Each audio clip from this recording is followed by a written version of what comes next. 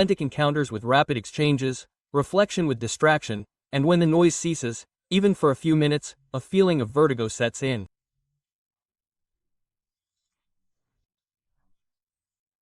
Silence becomes unbearable because it reveals what had been hidden beneath layers of superficial interaction, the difficulty of inhabiting oneself, the lack of familiarity with one's own inner world. Loneliness, in this context, is interpreted as failure.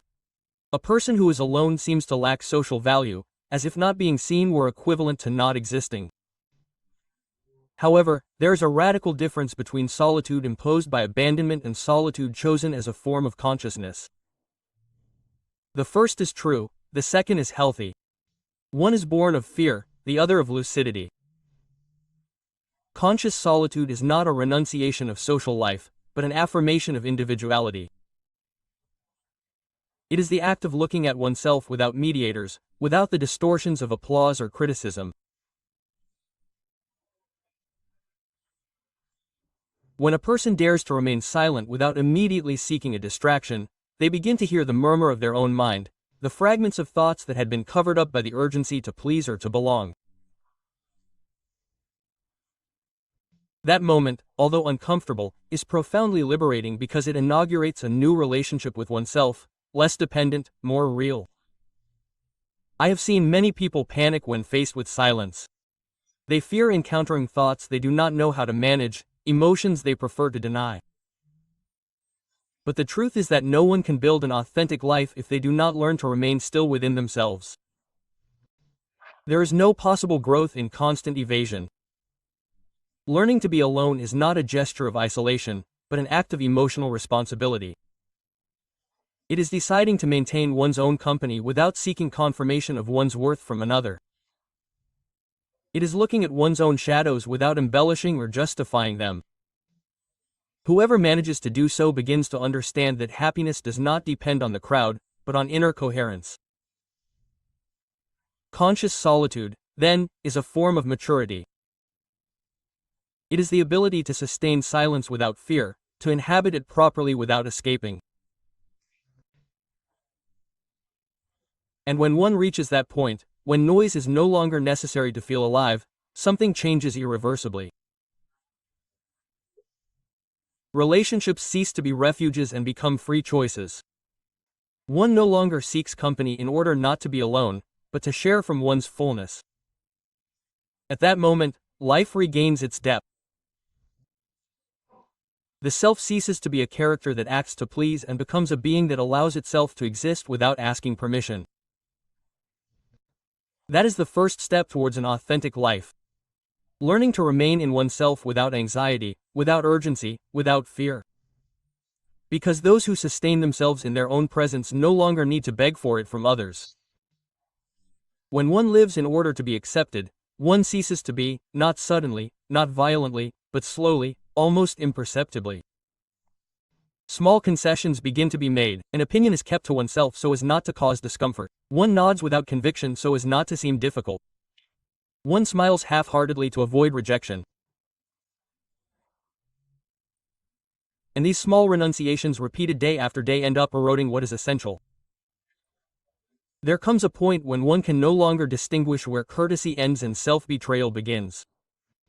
One has acted out so much that it is no longer clear what the original version was. It is a silent but profound wear and tear, a type of exhaustion that is not relieved by rest because it is not physical, it is existential. It is not about dramatizing social life or denying the importance of human connection. Bonding is necessary, it is part of our nature. But when bonding becomes obligatory, when it transforms into a necessity that replaces autonomy, it ceases to be nourishing and begins to become toxic. Many people live trapped in a logic of constant validation. They ask themselves at every moment, did he like what I said? And if I don't answer quickly, will he think badly of me? Should I have said something else to be liked better? Quote. These types of questions that seem trivial actually reveal a fragile emotional structure based on the fear of rejection. And the problem with fear is not only that it limits, but that it deforms. Those who live in fear of not being liked become someone who does not belong. They adapt their speech, their gestures, even their values in order to be included. But that inclusion has a very high price. The progressive loss of authenticity, spontaneity is replaced by strategy, genuine desire by a calibrated image, emotional truth by a convenient performance. And so what should be an encounter is transformed into a performance. One is with others, but not with oneself. One participates, but does not inhabit. One speaks, but does not say. The most radical act of self-care is to stop acting, to allow your own voice to emerge even if it is not liked, to allow an honest opinion to appear even if it causes discomfort, to sustain a sincere gesture even if it is not proven, because the goal is not to fit in, but to be consistent. And that consistency, even if it costs superficial relationships, strengthens the most important bond that exists, the one you have with yourself. Who would you be if you stopped thinking about how others see you? What part of you is dormant because you were never given permission to speak freely? These questions are not easy, nor are their answers comfortable, but if you have the courage to ask them, you are already on your way. Because every profound transformation begins with a renunciation, that of continuing to hold on to a version of yourself that no longer represents you. The difficulty is not in being alone, but in how that state is interpreted. For many, loneliness is synonymous with abandonment, emotional failure, and lack. But this interpretation is not objective, it is inherited. We were taught to fear solitude as if it were a sign that something is wrong with us. From childhood on, those who have many friends are rewarded, those who are always accompanied are valued, and those who never stop are applauded. But who teaches us to stay with ourselves? Who shows us the courage to stop, to look inward without shields? Very few. Because in this culture, silence is considered a threat, and yet that is where true transformation begins. Silence is not an absence, it is a threshold, a space that, if inhabited with awareness, allows us to see what the noise prevents us from hearing.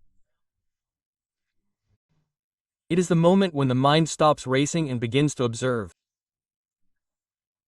But of course, to reach that state, we must first overcome the discomfort, the initial emptiness, the anxiety of not having a screen to distract us, a conversation to distract us, an activity to distract us.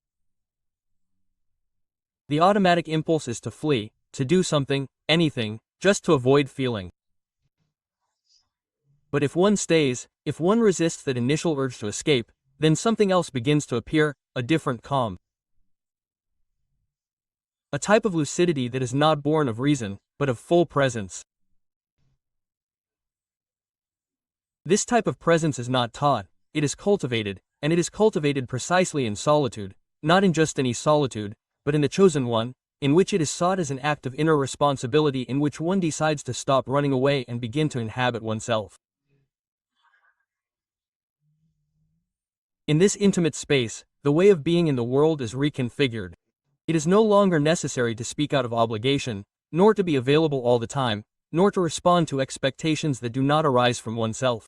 It is no longer necessary to justify wanting to be alone. One learns to say no naturally, without guilt. One learns to prioritize silence without feeling selfish. And this freedom is not achieved through rebellion, but through coherence. Inner freedom is ultimately a form of fidelity, of being faithful to what one feels, even if it is not always understood, of sustaining what one needs, even if that implies momentarily distancing oneself from others, because not everything the world offers is nourishing. There are bonds that drain, conversations that disperse, environments that contaminate. And if one does not learn to retreat in time, one ends up emotionally eroded, empty, anxious, disconnected.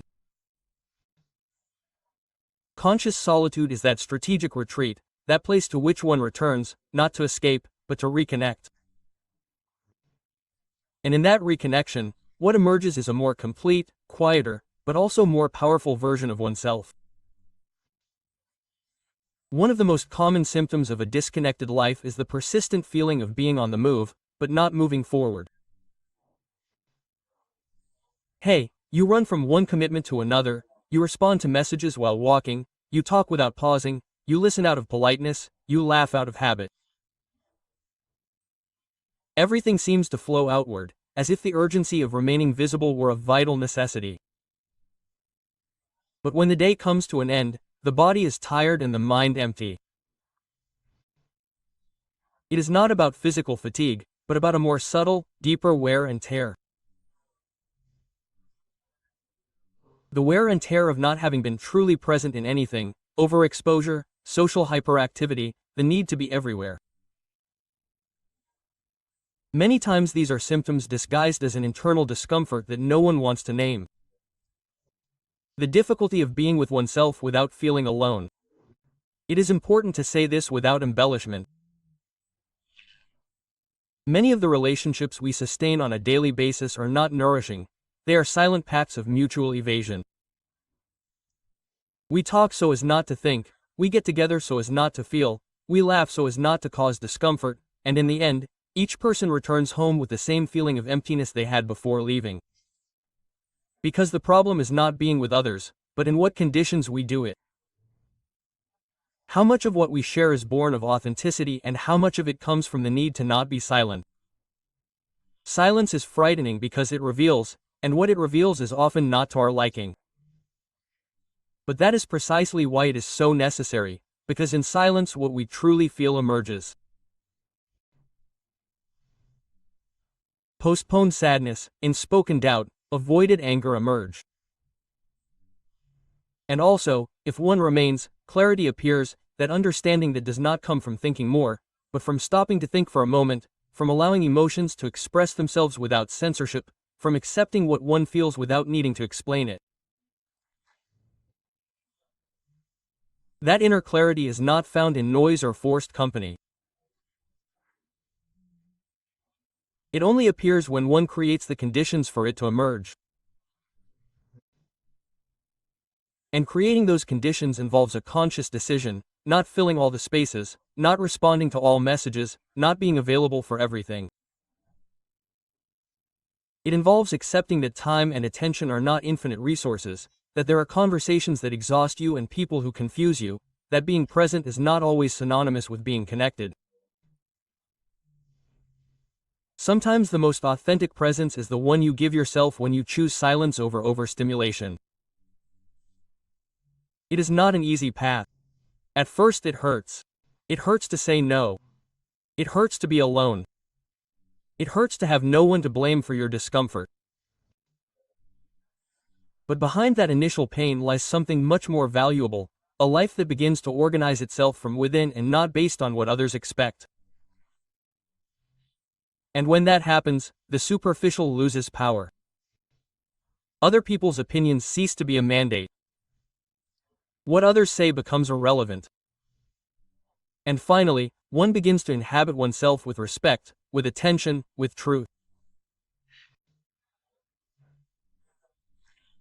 There is a deeply rooted idea that is worth reviewing, that in order for love to be true, it must be available at all times, that a healthy relationship requires constant presence, tacit agreements of approval, and unconditional support, even when it goes against what one feels or needs. This belief has led many people to confuse affection with dependency and companionship with confusion. The result is a relationship model in which one ceases to be a subject and becomes a function. One is no longer with the other from a place of freedom, but rather from an emotional obligation. And this type of bond, even if it is full of sweet words, ends up wearing down authenticity. Relating from a place of fulfillment does not mean always being there, always saying yes, or avoiding conflict at all costs. It means being able to say, "Today I need space." And that does not diminish what I feel for you. It means daring to be honest, even when that may make you uncomfortable. It means being available from a place of choice, not from a place of need. Because when a bond is based on lack, on the fear of losing, on the urgency to please, it becomes a prison, and intimacy is not possible where there is no freedom. I have accompanied many people who feel guilty for needing alone time, as if taking care of themselves implied abandoning the other person. But this guilt does not come from reality, it comes from conditioning. They were taught that loving oneself is selfish, that saying no is rejection, that setting boundaries is a threat, but that is not the case. True respect begins with oneself. And if one does not respect oneself, what one offers to others is not love, it is sacrifice. And ongoing sacrifice sooner or later turns into resentment. Knowing how to be with others without losing oneself requires emotional clarity that is not achieved through reaction, but through pause, through the conscious exercise of reviewing why I am with this person, what place I occupy in this relationship, and what I am giving up in order to maintain this thing called a relationship. It is not about cutting ties at the first sign of discomfort, it is about putting a truth on the table. No one can genuinely love if they cannot support themselves first. And it is in solitude that this self-sustainability is cultivated, not as a rejection of the other, but as an ethical preparation for the encounter. Because when one has learned to be alone without feeling abandoned, then one can offer presence without demands, companionship without invasion, affection without nullification. And this way of being in a relationship is not only healthier, it is more humane. Emotional autonomy is not achieved by repeating affirmations in front of the mirror or proclaiming independence out loud while everything trembles inside. It is built in silence, in daily acts that seem small, but that over time reconfigure the center of gravity from where one lives. It is the gesture of not responding to a message immediately because you are busy with yourself. It is the permission you give yourself not to have a ready opinion, above all, not to participate in every conversation, not to be up to date with every new development. It is the sometimes painful recognition that your mental energy is limited and that if you do not protect it, it will be dispersed on the superficial. Protecting the mind is not closing yourself off, it is filtering. Not everything deserves your attention, not every interaction is necessary. Not every contact nourishes you. We live in a culture where being informed, connected, and available has become a normalized expectation. But that expectation is not humane, it is exhausting, and for many it becomes destructive, because the mind cannot maintain coherence if it is in a permanent state of interruption, and without coherence one becomes fragmented. There is no clarity, no direction, no true presence. Conscious solitude appears as an antidote, not as an escape, but as a practice of reintegration. The silent space that one reserves for oneself is like an internal room where the essential is reorganized. There, thought regains depth, emotion is distilled, creativity awakens. But for this process to take place, a type of emptiness must be maintained that at first feels uncomfortable, because silence does not offer immediate gratification, it does not entertain, it does not distract, it does not applaud. And that is why it is so valuable, because it is precisely in that space without stimuli that one encounters what truly dwells within. Sometimes what appears is not what one expected. Doubts that had been covered up, unresolved wounds, postponed decisions arise. But if one resists the temptation to flee, if one can stay a little longer, something begins to stir from somewhere else. A different way of knowing appears, not the rapid logic of the reactive mind, but a more deliberate, slower understanding that emerges from the totality of one's being. That kind of knowing is not obtained by consulting others, it is not found in books or advice, it is revealed in internal listening, in intimacy without witnesses. And once that clarity is accessed, one cannot live the same way again. Decisions change, priorities are reordered, relationships are refined, not because one becomes better than others, but because one is finally true to oneself. Much of who we are was not chosen. We learned it through imitation, out of a need to belong, out of fear of rejection. We adopt beliefs, ways of speaking, ways of reacting that we never fully question because that is simply how one does it, how one lives, how one is accepted. But there comes a moment in life, and it usually comes when one has already lived long enough, when the discomfort becomes unbearable. It's no longer enough to get the script right. Something inside makes you uncomfortable with every repeated gesture, every phrase spoken out of habit, every bond maintained out of inertia. That's when the question that changes everything arises. What I'm holding up still represents me.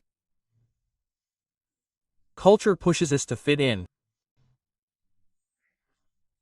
From every angle, media, family, work environment, social media, an idea is established of what it means to be someone.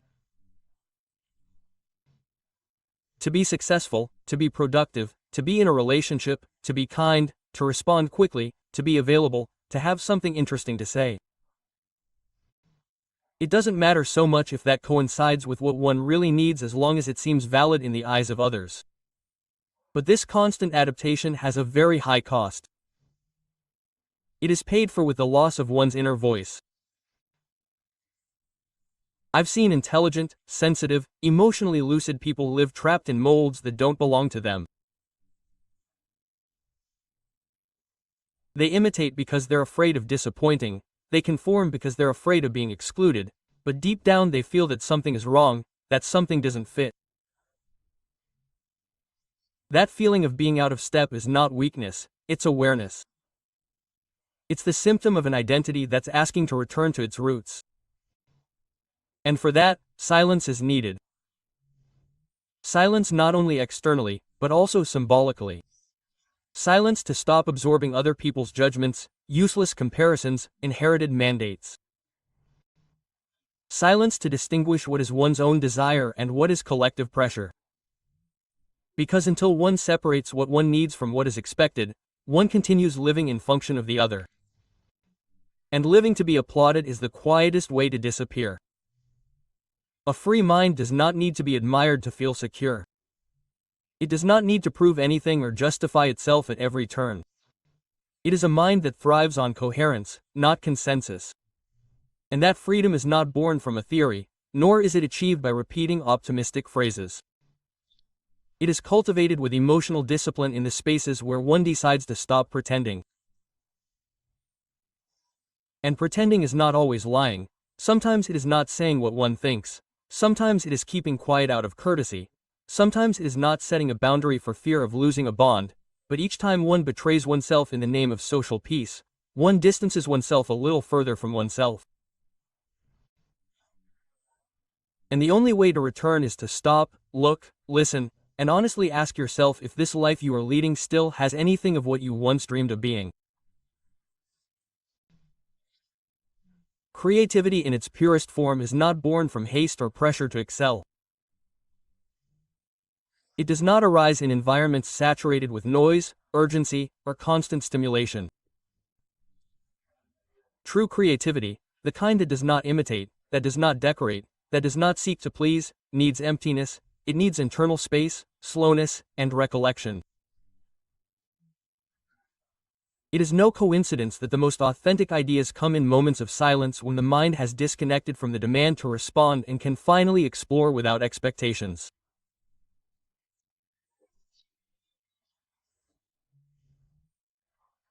The problem is that almost no one allows themselves those moments, because silence in a performance-oriented culture is perceived as unproductive, because slowness is associated with laziness, introspection with weakness, and pause with failure.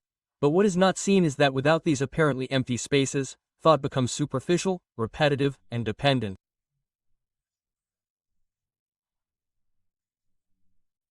And in that state, one does not create. One copies, reproduces what already exists, adjusts what others approve, repeats formulas that guarantee acceptance.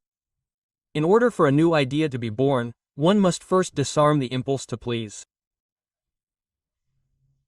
One must accept that not everything will be understood immediately, that not everything will generate sympathy, that not everything will be applauded. And that type of strength is only built if one has learned to sustain one's vision without the need for external validation. It is not about pride, it is about integrity. Creative integrity is the ability to give shape to what one feels, thinks, or intuits, without betraying its origin just to make it digestible. That requires an internal discipline that cannot be cultivated in constant noise. Silence, then, is not the absence of action, it is the protection of meaning. It is the fertile ground where what is genuine can grow without being contaminated by the gaze of others. And it is not just about writing, painting, or inventing, it is also about how one chooses to speak, work, love, and decide. Every human gesture has creative potential when it is born from a sincere place. But to get to that place, you have to resist the urge to share prematurely. Not everything you feel needs to be published. Not every idea needs to be discussed. There are thoughts that need to mature in privacy, away from immediate judgment, not out of fear, but out of respect for the process, because a premature idea, when exposed, can be distorted and you end up abandoning your original impulse to adapt it to what others expect.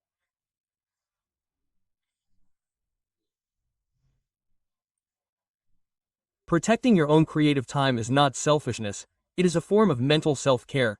It is the conscious decision not to allow the need to be understood to destroy the possibility of being authentic.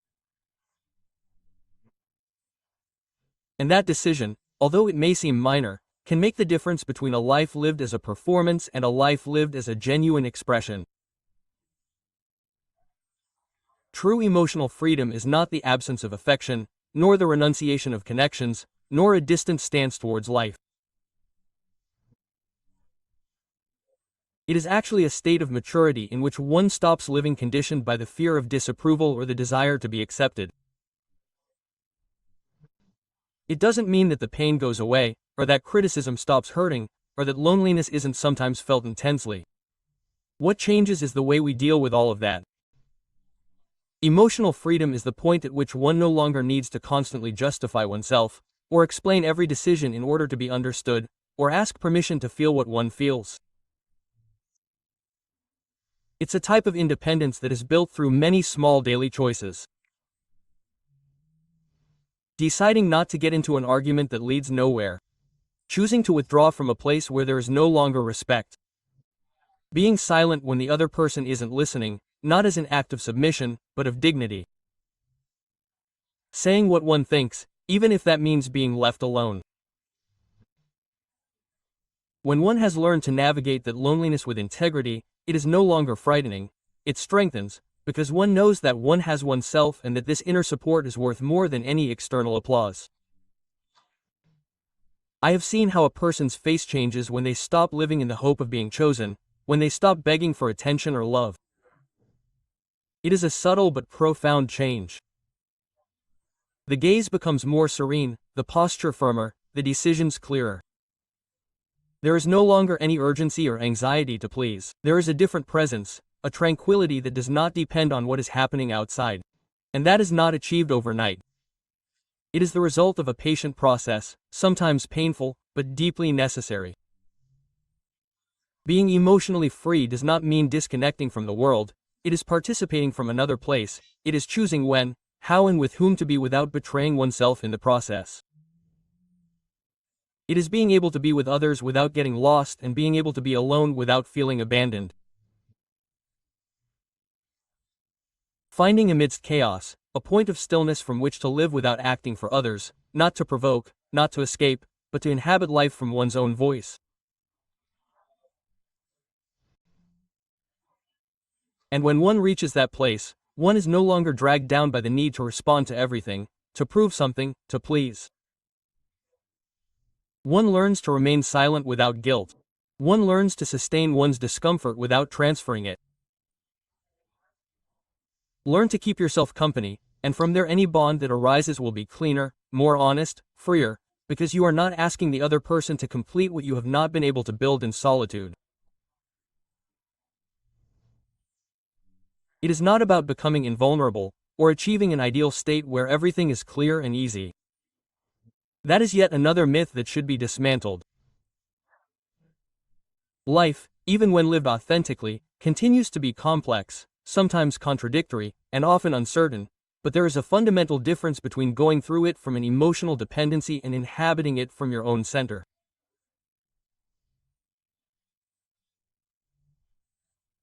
That difference is not noticeable in moments of calm, but in moments of rupture, in how one responds when things do not go as expected, in how one holds on when the other person pulls away, when recognition does not come, when emptiness reappears. Conscious solitude does not eliminate pain, but it makes it habitable. It does not erase doubts, but it gives them context. It does not promise instant happiness, but it allows peace to appear without the need for a show. It is, deep down, a form of inner silence that does not need to be defended or justified. A way of being in the world without disguise, without haste, without fear of being seen as one is. This way of being is cultivated, cared for, chosen, and does not depend on major changes or extraordinary revelations. It is born in the way one breathes, in how one stops to listen, in the way one chooses to take care of one's attention, in saying no when necessary, in asking for space without guilt, in stepping back in time when energy becomes fragmented.